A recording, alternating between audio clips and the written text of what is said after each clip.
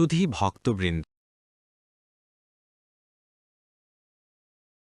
শ্রী শ্রী ঠাকুরের বালক অবস্থাতেই বহু সঙ্গী সাথী জুটে যায়। তারা ওকে ভালোবাসত খুব। তাকে রাজা ভাই বলতো, মানে ভাই আবার রাজাও, তাদের নেতা। তারা বলতো, তুই রাজা, আমরা প্রজা, তোর সৈন্য, তোর সামন্ত, তোর সেনাপতি, তোর দূত, তোর অনুচর। স্কুলের একদিনের ঘটনা। ক্লাসে শিক্ষক নেই, চিৎকার চেঁচামেচি হচ্ছে। পাশের ক্লাসরুম থেকে ছুটে এলেন মাস্টারমশাই। কিরে, ক্লাসে টিচার নেই বলে এত গণ্ডগোল কিসের?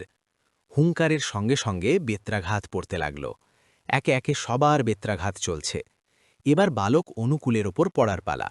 অমনি ছেলেরা বলতে লাগল, না না স্যার, মারবেন না, আমাদের রাজা ভাইকে মারবেন না, ওর কোনো দোষ নেই, আমরা করেছি গোলমাল, ও বাদ।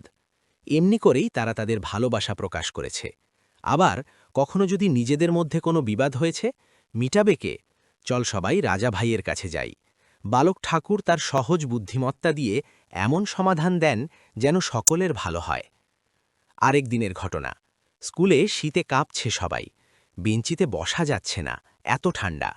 বালক অনুকূলের গায়ে চাদর ছিল। তিনি দেখলেন খালি বেঞ্চিতে বসতে ওদের কষ্ট হচ্ছে। তিনি তখন তার গায়ের দামি শালখানা ভাঁজ করে বিছিয়ে দিলেন বেঞ্চিতে। এতে যদি কজনের কষ্ট কম হয়। এই হচ্ছে ঠাকুরের সমবেদনা। সকলের দুঃখই যেন তার দুঃখ। এরকম আরও বহু ঘটনা আছে, সেগুলো না হয় আরেক দিন শুনব। আজ এখানেই শেষ করছি। বন্দে পুরুষোত্তমম, বন্দে পুরুষোত্তমম, বন্দে পুরুষোত্তমম।